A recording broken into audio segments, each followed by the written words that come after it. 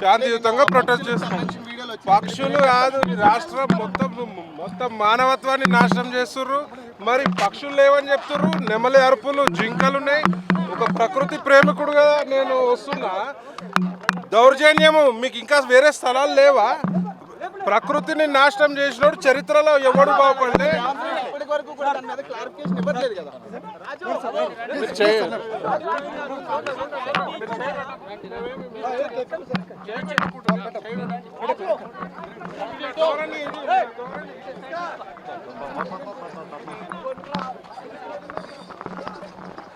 చీకోటి ప్రవీణ్ కూడా వచ్చారు. ఇప్పుడే అరెస్ట్ కూడా చేయడం జరుగుతుంది. నేను ఒక ప్రకృతి ప్రేమిగా ప్రభుత్వాన్ని ప్రశ్నిస్తున్న, లోపల జంతువులు లేవని చెప్పేసి అంటున్నారు కదా. చీకోటి ప్రవీణ్ గారు అడుగుతున్నా, నేను ఒక బీజేపీ నాయకుడు లెక్క అడుగుతలే, ఒక జంతు ప్రేమికుడుగా అడుగుతున్నా.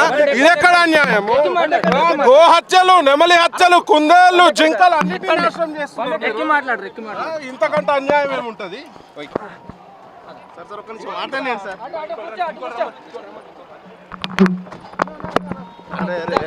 మాట్లాడలేదు సార్.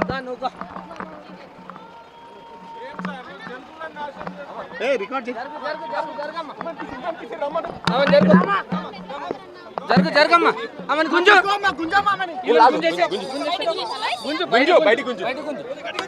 అరే ఆగు ఆగు ఆగు.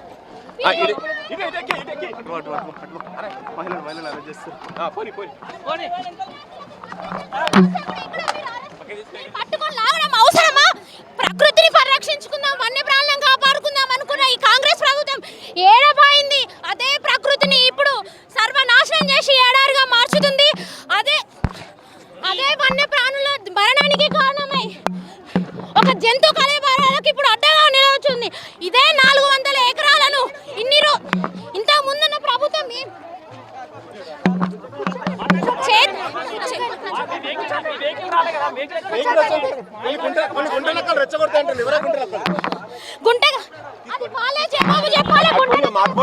భయం లేకుంటే ఇంతమంది బందోబస్తు ఎందుకు?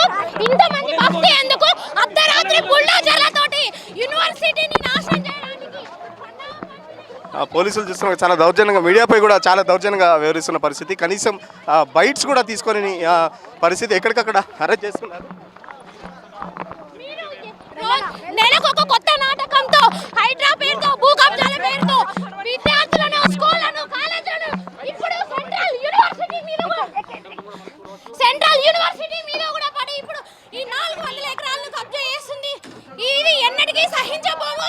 భారతీయ జనతా పార్టీగా ఇది మేము ఖండిస్తున్నాము. మద్దతు తెలిపడానికి వచ్చిన మా బీజేపీ ఎమ్మెల్యేలు కూడా ఎక్కడికక్కడ అరెస్ట్ చేసి వాళ్ళని నిర్బంధించి